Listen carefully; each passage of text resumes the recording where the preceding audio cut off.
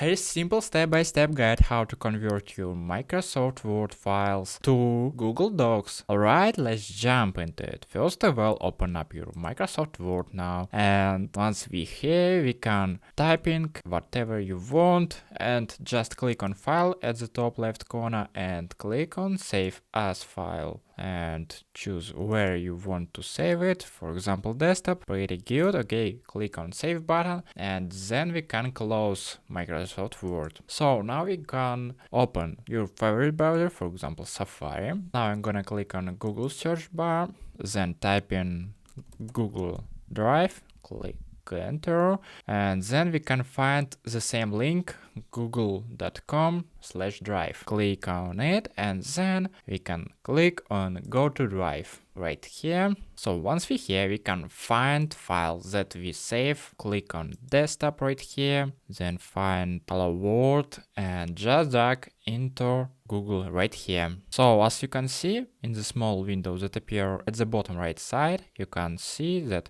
upload completed. So we can see right here is hello world.docs. We can do double click right here, and as you can see, this file is open as hello world.docs with Google Docs. That's it. I hope it helps convert this new video or this playlist about Word.